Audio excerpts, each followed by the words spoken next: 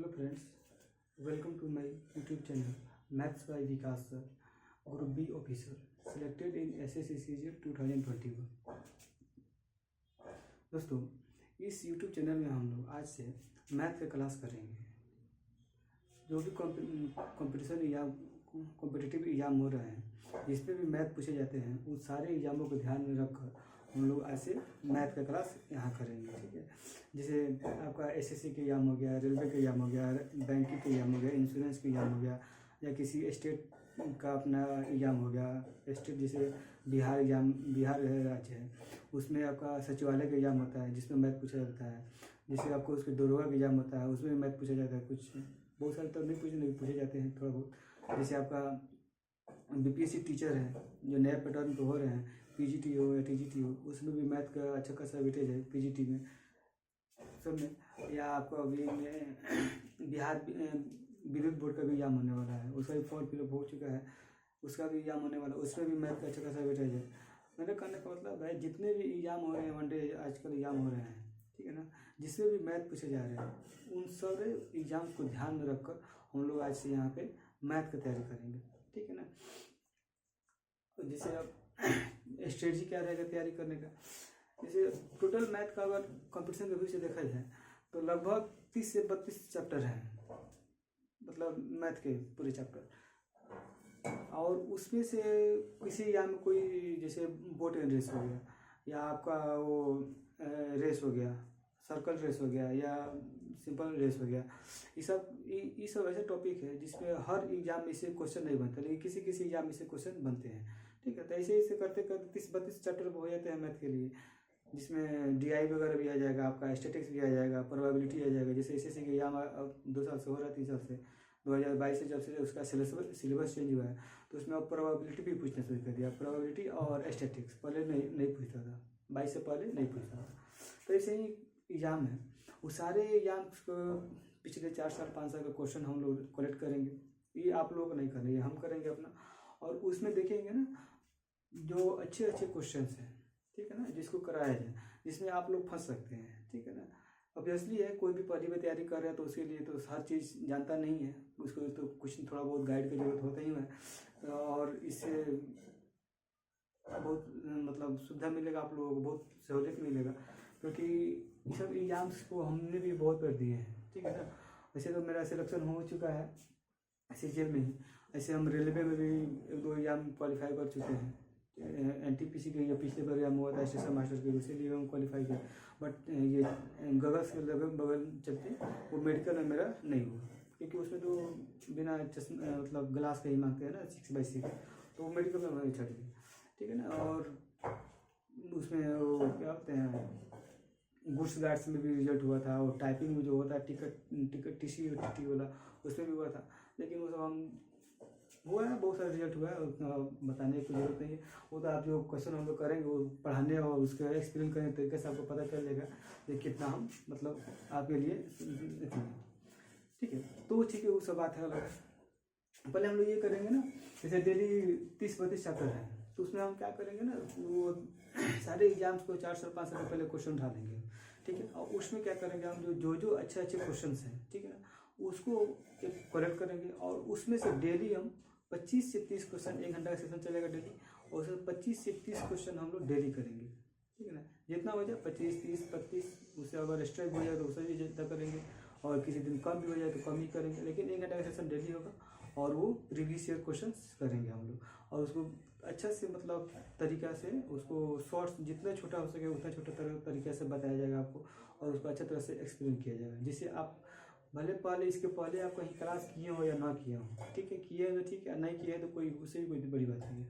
या मतलब 10th तक मैथ पढ़े हो, और उसके बाद साइंस ले लो, आर्ट्स बैकग्राउंड से हो, या आपको कॉमर्स बैकग्राउंड से, उससे कोई फ़र्क नहीं पड़ेगा यहाँ पे। ठीक है ना। ये आप नहीं सोचिएगा कि हम साइंस नहीं पढ़े तो मैथ नहीं होगा, ये नहीं होगा, ये सब कहने की बात है। ठीक है। तो हम लोग सब बच्चों को ध्यान में रखकर ऐसे ही तरीके से हम लोग प्रैक्टिस करेंगे, जिसमें किसी को कोई तरह की परेशानी और दिक्कत ना हो। ठीक है। ये मेरा आपसे मतलब वादा रहेगा, ये इसमें सरल तरीके से आपको समझाया जाए, बताया जाए, जिससे कोई आपको दिक्कत ना हो। ठीक है ना। सबसे बड़ी बात है कि आप लोग को पढ़ना कैसे है, ये तो सब बड़ी मैटर करता है। तैयारी तो सब कोई कर रहे हैं, ठीक है ना। तैयारी बहुत लड़के कर रहे हैं, फॉर्म देख रहे हैं, 10,000 15,000 वैकेंसी आ रहे हैं और लाखों में फॉर्म गिर रहे हैं, ठीक है ना।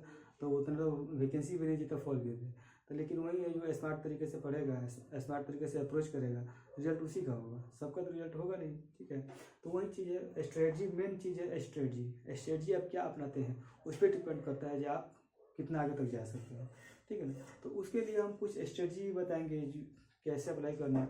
सबसे पहले तो आप एक बार में सब एग्जाम को मतलब क्वेश्चन तो करेंगे ही करेंगे, लेकिन आप जो मान लीजिए 1 महीने 2 महीने बाद आप किसी मेन एग्जाम फोकस कर रहे हैं, तो सबसे पहले तो आप तो नोटिफिकेशन आता है उसको डाउनलोड करें और उसमें देखिए जो नोटिफिकेशन में एसएससी का जो, जैसे मान लीजिए एसएससी अभी हाल फिलहाल में इसका एग्जाम होने वाला है एनटीपीसी का, ठीक है ना। रेलवे एनटीपीसी एग्जाम होने वाला मार्च या अप्रैल में होगा। तो पहले तो आप लोग क्या करें, जो उसका मतलब नोटिफिकेशन डाउनलोड करें। नोटिफिकेशन में उसमें सिलेबस देखिए, जब मैथ में कौन कौन से चैप्टर है जिसमें क्वेश्चन उसमें पूछे हुए हैं, ठीक है। हम तो देखे हुए थे, लेकिन आप लोग हम यहाँ बता भी देंगे कौन कौन से चैप्टर्स है, वो नहीं है उसको आप देखे होते हैं।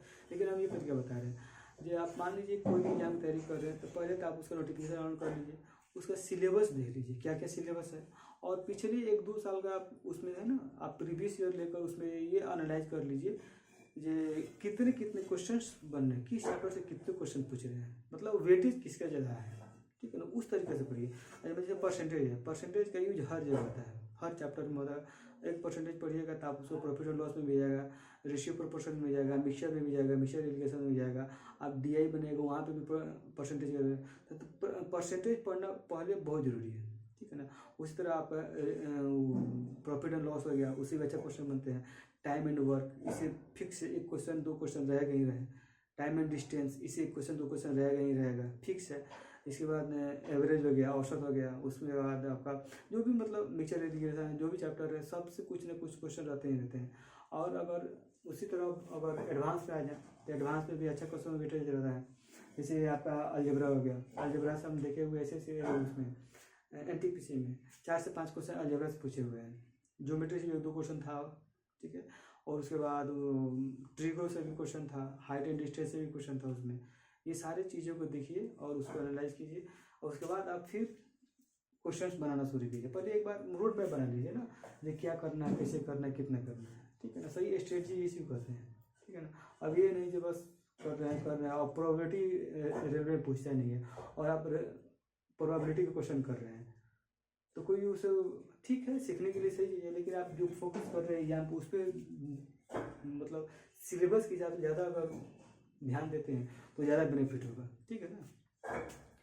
तो इसमें हम लोग देखते हैं, और पहले तो हम लोग पहले मैथ का सिलेबस देख लेते हैं कौन कौन सा सिलेबस है, ठीक है। और उसके बाद हाँ, सिलेबस देखने के बाद हम लोग कर लेंगे क्या, पहले तो कुछ बेसिक्स फार्मूला है, ठीक है ना, उस फार्मूला को पहले कर लेंगे। जैसे देखिए हम ये अपने रूप को पूरा फार्मूला से भर रखे हुए हैं। जैसे ये अलजेब्रा का फार्मूला यहाँ पे लिखे हुए हैं, जो बेसिक फार्मूला है, कितना 19 फार्मूला में 1819 फार्मूला है, जो आप कुछ इसमें याद भी होगा, 1-2 ही होगा जो आपको याद नहीं होगा। तो पहले तो आप इसको कर लीजिए, ये सारा चीज़ हम इस पर दिखा देंगे और समझा भी देंगे। जैसे ट्रिगो हो गया, ट्रिगो का भी 15-20 क्वेश्चन मतलब फार्मूला है, ये उसका वैल्यू है कुछ। फिर उसके बाद मेंसुरेशन है, मेंसुरेशन सबसे बढ़िया इंपॉर्टेंट चैप्टर है, ठीक है ना। मेंसुरेशन से हर एग्जाम में 4 से 5 क्वेश्चन, अगर 25 नंबर 30 नंबर के एग्जाम मतलब मैथ का वेटेज है तो उसमें से 4 से 5 क्वेश्चन आपका मेंसुरेशन से रहेगा। मेंसुरेशन तो 2D और 3D दोनों मिलाकर 4 से 5 क्वेश्चन होगा। जैसे ये गन हो गया, बेलन शंकु हो गया, आपका ये बाल्टी हो गया, ये गोला हो गया, अर्धगोला हो गया, ये सारी चीज़ है। इसको हम सारा चीज़ मतलब एक्सप्लेन कर देंगे और समझा भी देंगे। देखिए इतना जो ये फार्मूला जो बताएंगे ना बेसिक फार्मूला, उतना तो आपको एकदम कंठस्थ रखना पड़ेगा, ठीक है ना। और फार्मूला को याद करने का मेन तरीका है क्या, उसको रटना नहीं है, ठीक है ना। रटने से याद तो हो जाएगा, लेकिन 1 से 2 दिन के बाद आप फिर भूल जाइएगा, ठीक है ना। फार्मूला को दिमाग में रखने का सबसे अच्छा तरीका है, उसको डेली आप लिखिए।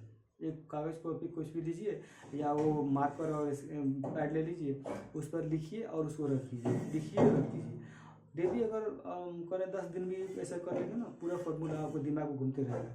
और मैथ का सबसे अच्छा तरीका है फास्ट कैलकुलेशन का और एक्यूरेसी का जब फार्मूला, अगर फार्मूला आपको याद है तो आप 25 में से कम 20 क्वेश्चन तो आप बहुत तेज़ी से आप बहुत जल्दबाजी में कर लेंगे, ठीक है ना। ये हम खुद अप्लाई किए हुए हैं, तब हम आपको बता रहे हैं। और ये group B officer SSC CGL post का नाम नहीं ले सकते हैं, लेकिन वहाँ तक पहुँचने के लिए हम क्या क्या स्ट्रेटजी अपनाए तो वो सारा चीज़ आपको बताएंगे, ठीक है ना। हम चाहते हैं ना जैसे हम सफल हुए तो आप लोग भी सफल हो, ठीक है ना। वो सब ज्ञान ही क्या हो जो किसी के काम ना आए, ठीक है ना। यही चीज़ है, या आप लोग भी मेरे तरीका को और मेरे कई बातों को माने तो आप अच्छा करेंगे, ये मेरे जहाँ तक उम्मीद है। बाकी आप लोग तो डिजिटल ज़माना है, आप तो देख ही रहे हैं जो क्या है नहीं है, कहाँ कहाँ लड़का लड़की घूम रहे हैं, फिर रहे हैं और बर्बाद हो रहे हैं, ठीक है ना। बस थोड़ी सी समय है वो, ये देखिए ये लड़का लड़की कोई बहुत बड़ी बात चीज़ समझ नहीं है, ये चीज़ सही भी है और एक तरह से गलत भी है। होता है क्या ना, दोनों चीज़ साथ चल रहा है, साथ चलता है कि साथ तो होता ही है। एक पढ़ाई की उम्र भी और ये लड़के लड़की का प्यार, मानिए सिंपल भाषा बोलते प्यार के बाद, ये दोनों साथ साथ होता है, ठीक है। और ये कोई गलत और कोई सही नहीं है। अगर सही इंसान आपको मिल जाएगा तो सही दिशा में ले जाएगा, गलत इंसान मिल जाए तो गलत दिशा में ले जाएगा। ये आपको डिसाइड करना है या आप किस दिशा में जा रहे हैं, ठीक है ना। ये तो आप सही है, आप किसी भी लड़की से या किसी भी लड़के से बात करते हैं तो ये कोई गलत नहीं है, बस उसका आप चैनलाइज कीजिए, सही दिशा में चैनलाइज कीजिए, जो वो भी सक्सेस हो आप भी सक्सेस हो।